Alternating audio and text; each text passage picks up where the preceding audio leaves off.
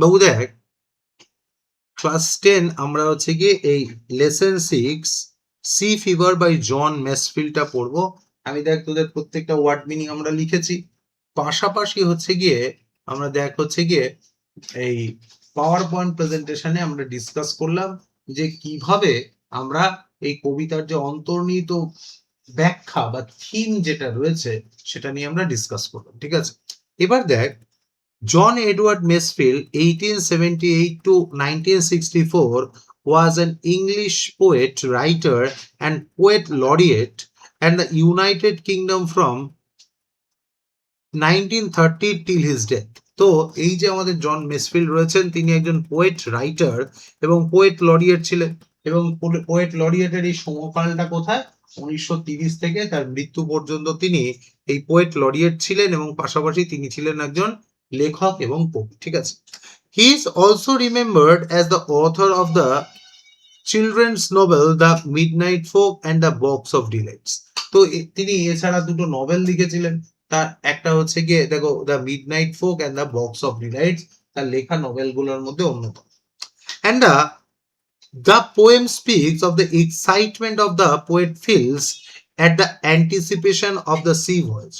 এই যে কবিতাটা রয়েছে, এই কবিতাটা আমাদেরকে কি দেখাচ্ছে? যে সমুদ্র অভিযান করার, সি ভয়েজ মানে কি? সমুদ্র অভিযান। সমুদ্র অভিযান করার পেছনে কবির যে মনের উদ্বেগ রয়েছে, সেই উদ্বেগটা সম্পর্কে কবি আমাদেরকে দেখাচ্ছে। দ্য প্যাশনিয়েট ডেসক্রিপশন, প্যাশনিয়েট মানে আবেগপূর্ণ এই যে ব্যাখ্যা, of the seascape reveals the eternal desire of a man to seek the splendor of nature.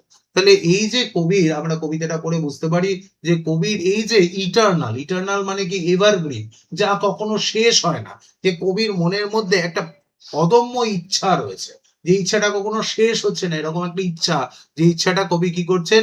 মনের মধ্যে রয়েছেন, এবং যেটা আমাদেরও অনুপ্রাণিত করে এরকম একটা রোমাঞ্চকর যে জার্নি রয়েছে, যাত্রা রয়েছে, সেই যাত্রাটায় মানে অংশগ্রহণ করতে। ঠিক আছে, দেখ ফার্স্ট যে স্ট্যান্জাটা রয়েছে, দেখ, I must go down to the seize again. বাবু এই যে এগেইনটা রয়েছে, এই এগেইনটা কি করছে বলতো? বোঝাচ্ছে it's a kind of repetition. Repetition means কি? এটা বারবার করাচ্ছে। I must go down to the seize again. দেখো পরের যে সেকেন্ড স্ট্যান্জা রয়েছে, ওখানেও দেখো কি রয়েছে? I must go down to the seize again. এর মানেটা কি? যে here poet uses the repetition. Repetition হচ্ছে একটা ফিগার অফ স্পিচ, যেটা আমরা আরো ডিটেলে এই ফিগার অফ স্পিচ কি, কোথায় ইউজ হয়, কেন ইউজ হয়, ইউজ করলে তার অন্তর্নিহিত মানে কি, এগুলো আমরা ক্লাস 11-12 পড়বো। ঠিক আছে, তো আপাতত জেনে রাখো যে এখানে কবি একটা রিপিটেশন ইউজ করেছেন। রিপিটেশনের মানেটা কি? কবি যেন বলতে চাইছেন I must go down to the seize again, যে আমাকে আবার কি করতে হবে? সমুদ্রের ডাকে যেতে হবে। To the lonely sea and the sky. এবার দেখো এই সিটা কিরকম? Lonely, and the sky is also lonely. মানে কি? এবার এই সি আর স্কাই একে কি করেছে? ব্যক্তি আরোপ করেছে। বুঝতে পারছো তো? This is call personification. মানে সমুদ্র কি একা থাকতে পারে? সমুদ্র কি মানুষ যে একা থাকবে? মানুষ একা থাকবে। আচ্ছা, আকাশ কি একা থাকতে পারে? মানে আকাশ কি মানুষ? না। কিন্তু বলছে এই যে দেখ lonely sea and the sky, এটাকে কিরকম করেছে? এই লোনলিটা ব্যবহার করে সি আর স্কাই এর সাথে কি করেছে? পার্সনিফিকেশন ইউজ করেছে, মানে এদেরকে ব্যক্তি আরোপ করছে। And all I ask is a tall ship and the start to steer by her by. আর এরকম এই যে আমাকে কে ডাকছে? ডাকছে হচ্ছে কি ওই সমুদ্র ডাকছে। আর কে ডাকছে? ওই যে একাকী সমুদ্র, আর পাশাপাশি হচ্ছে একাকী যে আকাশ রয়েছে, তারা ডাকছে। আর এই যে ডাকটা রয়েছে, এই ডাকের জন্য আমায় কি করতে হবে? সমুদ্রে আবার ফিরে যেতে হবে, সমুদ্র অভিযানে যেতে হবে। আর এই অভিযানের জন্য all I ask is a tall ship, একটা জাহাজ লাগবে আমার, and a star to the steer her by. Steer মানে দিক নির্দেশ করা। এবার এখানে একটু মার্ক করে লিখে রাখো, it is call pole star. কোন স্টারের কথা বলা হচ্ছে? পোল স্টার মানে হচ্ছে ধ্রুব তারার কথা বলা হচ্ছে। ঠিক আছে, যে ধ্রুব তারা আগেকার দিনে কি হতো? যখন নাবিকরা সমুদ্রে দিক হারিয়ে ফেলতো, ধ্রুব তারার মাধ্যমে তারা কি করতো? দিক নির্দেশ করতে পারতো, তাই তো? তাহলে এই স্টার মানে কোন স্টারের কথা বলছে? পোল স্টার বা ধ্রুব তারার কথা বলা হয়েছে। And the wheel's kick and the wind song and the white sail shaking. আর অবশ্যই এই যে হোয়াইট মানে হোয়াইট সেল মানে কবি যে জাহাজটায় যাবেন, তাতে কি রয়েছে, পালতোলা জাহাজ, ঠিক আছে। আর সেখানে তিনি কি শুনতে শুনতে যাবেন, এই যে হুইলস কিক, মানে পালতোলা নৌকায় যখন কি হবে, ধাক্কা লাগবে, তাহলে অবশ্যই পালতোলা নৌকো এগোতে শুরু করবে, বাতাসের ধাক্কায় পালতোলা নৌকো এগোতে শুরু করবে। এই যে যাত্রাটা রয়েছে এটাকে বলছে হুইলস কিক, ঠিক আছে। মানে বিষয়টা হচ্ছে জাহাজের তো আর চাকা থাকে না, কিন্তু কি থাকে, প্রপেলার থাকে, তাই তো। প্রপেলার কি করে, অবভিয়াসলি জলের তলায় প্রপেলার থাকে, এইটাকেই হুইলস কিক বলছে। যে আমি চাইছি এই যে জাহাজের যে যাত্রাটা শুরু হবে, তখন কি হবে, তার চাকাগুলো ঘুরতে থাকবে, জাহাজের চাকা থাকে না, নিচে প্রপেলার থাকে, তো ওই যে চাকাটা ঘুরতে থাকবে মানে কি আমার জার্নিটা শুরু হবে। অ্যান্ড দ্য উইং সং, আর এই জার্নিতে ওই যে পালতোলা যে নৌকো রয়েছে হোয়াইট সেল মানে কি, সাদা যে পালতোলা নৌকোর যে পাল রয়েছে, তাতে যে বাতাসের ধাক্কা লাগবে, সেই বাতাসের গান শুনতে শুনতে আমি আমার যাত্রাটা শুরু করব। And the grey mist on the sea's face and the grey dawn breaking, আর দেখ হচ্ছে গিয়ে কবি বলছেন আমার যে যাত্রাটা যেদিন শুরু হবে সেদিন কি হবে, and the grey mist on the sea's face, যে সমুদ্রে ঢাকা থাকবে কিসে, মানে হচ্ছে গিয়ে একটা ধূসর যে কুয়াশা থাকবে, সেই ধূসর কুয়াশায় ওই দিন সমুদ্রটা ঢাকা থাকবে। And the grey dawn breaking, এই গ্রে মানে কি, মানে হচ্ছে কি রাত থেকে ভোর হচ্ছে, এই যে সময়টা রয়েছে, যে সময় পুরোপুরি আলো প্রকাশিত হয়নি, সেই সময়টা কবি কি করছেন, তার জার্নির জন্য বেছে নিচ্ছে। এবার প্রশ্নটা হচ্ছে কেন, তার উত্তর লুকিয়ে আছে হচ্ছে কি গ্রে। এই গ্রে মানেটা কি, গ্রেটা একটা কালার, তাই তো, কিন্তু এখানে গ্রে কালারটা অ্যাজ এ মেটাফর ইউজ করা হয়েছে, ঠিক আছে। মানে কি এটা একটা রূপক ধর্মী কেন, তার কারণ হচ্ছে কি এই যে জার্নিটা রয়েছে, কবি এই জার্নিতে যে জিনিসটা করতে চান সেটা কি, যে জার্নিটা তিনি শুরু তো করতে চান কিন্তু সেটা শেষ করতে চান, ঠিক আছে। There is a tour and travel, ঠিক আছে। ট্যুর মানে কি, ট্যুর মানে হচ্ছে যে যাত্রার শুরুর দিন আর শেষের দিনে নির্দিষ্ট করা যায়, মাঝে আমরা ঘুরে চলে আসবো। আমরা ধরো কি করি, ট্যুর করি, ঘুরতে যাই। এবার দেখবে ঘুরতে গেলে আমরা সবার প্রথমে কোন জিনিসটা করি, যে ঘুরতে তো যাচ্ছি, ফেরার যে ট্রেনের টিকিটটা রয়েছে, প্লেনের টিকিটটা রয়েছে, বা বাসের টাইমিংটা রয়েছে, সেটা আগে জেনে নিই আমরা, তাই তো। কারণ যাবো তো ঠিক আছে, ফিরতে তো হবে, তাহলে দিস ইজ কল্ড ট্যুর। আর ট্রাভেল কোনটা, যেটা হচ্ছে যাওয়ার তো দিন রয়েছে, ফেরার দিনের কোনো ঠিক নেই, দিস ইজ কল্ড জার্নি বা ট্রাভেল। তো আমাদের কবি কি করছেন, আই দেখো যে and the grey mist and the sea's face and the grey dawn breaking, আর এরকম একটা যে দিন রয়েছে, সেখানে কি হবে, যে সমুদ্রের ওপরে যে ধূসর রঙের কুয়াশা থাকবে, আর হচ্ছে গিয়ে সময়টা কিরকম, ওরকম গ্রে টাইম, মানে হচ্ছে আলো আধারির মধ্যে থাকবেন। এর মানেটা কি, যে কবির যে জার্নিটা রয়েছে, সেই জার্নিটা ওয়েল ডিফাইন নয়, যে এখানে যাব ওখানে যাব, তারপর ওই দিন এখানে এখানে গিয়ে পুরো ট্যুরটা করে চলে আসবে, এরকমটা নয়। কবির জার্নিটা হবে হচ্ছে রোমাঞ্চকর। এখানে এই রোমাঞ্চকর বিষয়টা বোঝানোর জন্য কবি কি করেছেন, এই গ্রে শব্দটাকে ব্যবহার করেছেন। গ্রে মানে কি, আলো আধারি, কিছুটা দেখা যাচ্ছে কিছুটা দেখা যাচ্ছে না, কিছুটা জানি কিছুটা জানি না, বাকি অংশটা কি হবে, ওই যে পরিস্থিতিতে গিয়ে তারপর আমার জার্নিটা কিরকম হবে সেটা ঠিক করবে। এই যে অনিশ্চয়তা, ওই কারণে এটা হচ্ছে অ্যাডভেঞ্চারাস। কথা বুঝতে পারছো তো, যে অনিশ্চয়তার জন্য আগে থেকে ফুল ক্ল্যারিটি নেই। আমরা যখন কোথাও ট্যুর করি, দেখবে একটা ক্ল্যারিটি থাকে, যে কোথা থেকে জেনে নিচ্ছি, বা ধরো ইউটিউব ভিডিও দেখে নিচ্ছি, তারপর কি করছি, অবভিয়াসলি সেখানে আমরা ঘুরতে যাচ্ছি, এখানে ফুল ক্ল্যারিটি আছে। কিন্তু কবির যে জার্নিটা রয়েছে, এখানে কি অনিশ্চয়তা রয়েছে, দ্যাটস ওয়াই অনিশ্চয়তা আছে বলে এটা রোমাঞ্চকর, অ্যাডভেঞ্চারাস জার্নি। আর ওই কারণে এই গ্রে শব্দটা ব্যবহার করা হয়েছে। আমি কোয়েশ্চেন আনসারে দেখবে এরকম কোয়েশ্চেন প্রিভিয়াস ইয়ার্সও এসছে, আমি প্রপার আনসার তোমাদের আমি করিয়ে দেবো। জায়গাটা বুঝতে পেরেছো? ও ফার্স্ট স্ট্যান্সাতে কারোর কোনো সমস্যা নেই। নেক্সট দেখ, I must go down to the seize again, আমি আবার কোথায় যাব, আমি সমুদ্রে যেতে চাই। আবার দেখে এগেইন বলছে, for the call of the running tide. Running tide মানে কি লিখেছি, এই যে যে উত্তাল যে ঢেউ রয়েছে, ঢেউগুলো যেন আমাকে ডাকছে, সমুদ্রে যে উত্তাল ঢেউ রয়েছে, ওই ঢেউগুলো যা ডাকছে, ওদের ওই ডাকে সাড়া দিতে আমি আবার কোথায় যাব, সমুদ্রে যাব। ইজ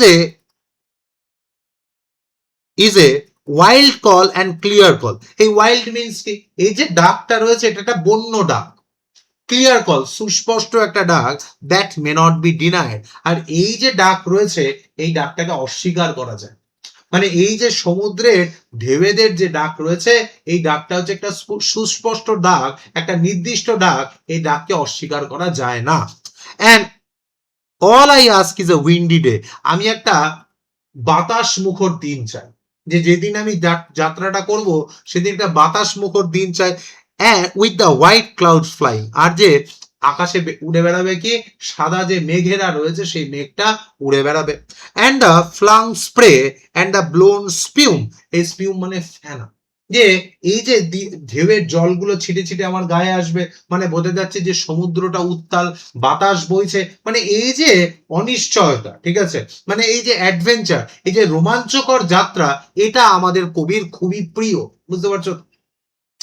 তাহলে and flung spray and the blown spume and the seagulls crying, আর অবশ্যই যে দূরে মাথার ওপর দিয়ে শঙ্খ চিলেরা উড়ে যাবে, এরকম একটা দৃশ্য, কার্যত এরকম একটা দিন আমি চাই যেদিন আমি আমার সমুদ্রের যাত্রাটা শুরু করবো। তাহলে বুঝতে পারছো তো, হোয়ার আর দ্য, মানে what are the uses of imagery, কবিতায় কি করছে দেখো, কবিতাটা পড়ার সাথে সাথে আমাদের মনের মধ্যে একটা ছবি তৈরি হচ্ছে, তাই না? দিস ইজ কল ইমেজারি, মানে কি রকম, যে আমি একটা দিন চাই যে দিনটা একটুখানি গ্রে টাইপ হবে, একটু ধূসর দিন হবে, ঝকঝকে দিন আমার দরকার নেই, কেন কি আমার রহস্য রোমাঞ্চ যে এই যে যাত্রাটা রয়েছে, এই রোমাঞ্চকর যাত্রাটাকে আরো বেশি রোমাঞ্চিত করবে। পাশাপাশি আমার কি দরকার, একটা বাতাস মুখর দিন দরকার, যেদিন খুব বাতাস হবে, আকাশে কি থাকবে, সাদা মেঘ থাকবে, এবং আরো কি থাকবে, যে সমুদ্রের যে ছেটা জলগুলো রয়েছে সেগুলো আমার কাছে, আমার গায়ে এসে লাগবে, এই স্প্রে জলের ছিটে লাগবে, এর মানেটা কি, যে একটা উত্তাল সমুদ্র, যেদিনকে বাতাস মুখর দিন, এরকম একটা দিন লাগবে আমার, যেটার জন্য আমি আমার জার্নিটা শুরু করতে পারবো। দেখো আবার এখানে কি করছে, যে আগের স্ট্যান্সার মতো এখানে কবি কি করছেন, যে তার এই যে রোমাঞ্চকর মানে যাত্রা বা জার্নিটা রয়েছে তার বিষয়ে বলছেন, আর এই যাত্রাতে তার একমাত্র সঙ্গীকে সিগাল, শঙ্খচিল। দেখো এই শঙ্খচিলেরা কোথাও এক জায়গায় বাসা বাঁধে না, তারা they are call migratory bird. Migratory bird মানে কি, যে তারা সময়ে সময়ে আবহাওয়ার পরিবর্তনের সাথে সাথে জায়গা স্থান পরিবর্তন করে, মানে লাইক এ ভ্যাগাবন্ড, বুঝতে পারছো তো, মানে দে আর নোম্যাডস, তাদের নির্দিষ্ট থাকার কোনো জায়গা নেই। তো তারই সঙ্গী সাথী কি হবে, কবিরও যেরকম, কবিও ভবঘুরে জীবন বেছে নিতে চাইছেন, তো এরকম ভবঘুরে জীবনের সাথী হচ্ছে গিয়ে কে, ওই হচ্ছে গিয়ে শঙ্খচিলেরা, ঠিক আছে। I must go down to the sea again, আবার আমাকে কোথায় যেতে হবে, সমুদ্রের ডাকে সমুদ্রে যেতেই হবে। আবার দেখো একটা কি রয়েছে, রিপিটেশন রয়েছে, টু দ্য ভার্জেন জিপসি লাইফ। এই ভার্জেন আর জিপসি কথার মানে একই, মানে হচ্ছে কি আমি একটা ভবঘুরের জীবন বেছে নিয়েছি। দেখো টু দ্য ভব, মানে virgin, virgin gypsy life, gypsy মানে হচ্ছে নোম্যাড, ভ্যাগাবন্ডস, ভবঘুরে, ঠিক আছে, যার নির্দিষ্ট কোনো থাকার জায়গা নেই। কবি বলছে ওই সমুদ্রের ডাকে আমায় কোথায় যেতে হবে, ওই যে ভবঘুরের যে জীবন রয়েছে সেই জীবনে ফিরে যেতে হবে। To the girls way, girl মানে সিগালদের কথা বলছে, ওই সিগালদের যেরকম নির্দিষ্ট থাকার কোনো বাড়ি নেই, তারা কি করে, দে আর মাইগ্রেটরি বার্ডস, পরিযায়ী পাখি, তো ঠিক সেরকমই আমিও কি হয়ে যাব, তাদের মতোই ভবঘুরে হয়ে যাব। টু দ্য হোয়েলস ওয়ে, এই যে নীল তিমি মাছ রয়েছে, হোয়েল মানে হচ্ছে তিমি মাছ, ঠিক আছে, যে এই যে তিমি মাছরা রয়েছে তাদেরও নির্দিষ্ট কোনো থাকার জায়গা নেই, তারা এই মহাসাগর থেকে ওই মহাসাগরে তারা ঘুরে বেড়ায়, আমিও কি করব, এক মহাসাগর থেকে আরেক মহাসাগর, এক পৃথিবীর এক প্রান্ত থেকে আরেক প্রান্তে আমি ঘুরে বেড়াবো। Where the winds like a whetted knife, আর যেখানে এই বাতাস কিরকম হবে, তীক্ষ্ণ বাতাস, মানে কবি বলছেন না যে একবারের জন্য বলছেন আমার যে জার্নিটা হবে সেটা কমফোর্টেবল সুটেবল জার্নি হবে, এরকম বলছেন না, জার্নিটা কি অবশ্যই খুব চ্যালেঞ্জিং একটা জার্নি হবে, খুব রোমাঞ্চকর একটা জার্নি হবে, তার কারণ তিনি যে রাস্তা দিয়ে যাবেন সেখানের বাতাস কি তীক্ষ্ণ ছুরির মতো গায়ে এসে বিঁধবে, আঘাত করবে, তীক্ষ্ণ ছুরির মতো গায়ে এসে বিঁধবে, এরকম একটা জার্নি তিনি নিজে বেছে নিচ্ছেন। And all I ask is a merry yarn, আর আমি এই পুরো জার্নি যাত্রাতে আমি কি করব, all I ask is a merry yarn, আমি এই যে আনন্দময় বা রোমাঞ্চকর যে গল্পগুলো রয়েছে সেগুলো জিজ্ঞাসা করব কাকে, ফ্রম এ লাফিং ফেলো রোভার। এই লাফিং কথাটা কেন ব্যবহার করছে, এই যে মানে যে প্রতিকূল অবস্থার মধ্যেও সে তার মুখে কি রয়েছে, হাসি রয়েছে, এর মানে কি সে প্রতিকূলতাকে জয় করতে পারে, এরকম একজন যে ফেলো রোভার, জনৈক একজন নাবিকের কাছ থেকে আমি তার জীবনের যে অভিজ্ঞতা, যে রোমাঞ্চকর অভিজ্ঞতা, সেটা আমি তার জীবন থেকে, তার মুখ থেকে শুনতে চাই। And a quiet sleep and a sweet dream when the long trick's over, আর এই যে বিরাট যে জার্নিটা রয়েছে, যাত্রাটা রয়েছে, এই যে ট্রাভেলিংটা রয়েছে, ঠিক আছে, এটা যেদিনকে শেষ হবে, মানে হচ্ছে কি দেখ, when the long trick's over, মানে কি কবি নিজেও জানেন না কবে শেষ হবে, কারণ এটা হচ্ছে এভারগ্রিন, তাই তো? তাহলে এটা হচ্ছে গিয়ে না শেষ হওয়া একটা জার্নি, কিন্তু যবে শেষ হবে তখন আমি কি করব, ইজ এ কোয়াইট স্লিপ, আমি নিশ্চিন্তে ঘুমিয়ে পড়বো, অ্যান্ড দ্য সুইট ড্রিম, আর মিষ্টি ঘুমের স্বপ্নের মধ্যে স্বপ্নের দেশে চলে যাব। এর মানে কি, কবি যেন বলেই দিচ্ছেন যে তার এই জার্নিটা হচ্ছে এন্ডলেস একটা জার্নি, এবং তার এই জার্নিটা শেষ হবে কবে, কবি যেদিন মারা যাবে। তাহলে এই জার্নিটা কবি নিজে কোনোদিন থামাবেন না, কবি যেদিনকে মারা যাবেন তিনি কি হবেন, এই স্বপ্নের কোলে ঢলে পড়বেন, মানে মৃত্যুর কোলে ঢলে পড়ে তিনি মারা যাবেন। এই যে আলোচনাটা রয়েছে এই কবিতার মাধ্যমে আমরা যেটা দেখতে পাচ্ছি যে কবি, এই যে আমাদের যে জন মেসফিল্ড রয়েছে, তিনি একজন অতীব ভ্রমণ পিপাসু মানুষ। তিনি এই যে অ্যাডভেঞ্চারাস, মানে রোমাঞ্চকর যাত্রাকেই তার নিজের জীবন করেছেন, তাতে তিনি ভবঘুরের জীবন যাপন করতেও রাজি, কিন্তু তিনি কখনোই এই যে কনফিস্টিকেটেড লাইফ, আবদ্ধ জীবন, সমাজ ব্যবস্থার মধ্যে যে আবদ্ধ জীবন, এটা তিনি কখনোই মেনে নিতে পারবেন না, ঠিক আছে? তো আর যেটা কিনা যে আমাদের যে পাঠকরা রয়েছে, তিনি কেন কবিতাটা লিখছেন, যাতে পাঠকেরা এটা পড়ে যেন অনুপ্রাণিত হয়, উদ্বুদ্ধ হয়, তারাও যেন এই প্রকৃতির ডাকে তারা যেন বারে বারে সাড়া দিয়ে যেতে, ঠিক আছে? একবার একটু মন দিয়ে দেখ, যদি কোনো লাইন, কোনো ওয়ার্ড মিনিং অসুবিধা হয় জিজ্ঞাসা কর, আমি বলছি।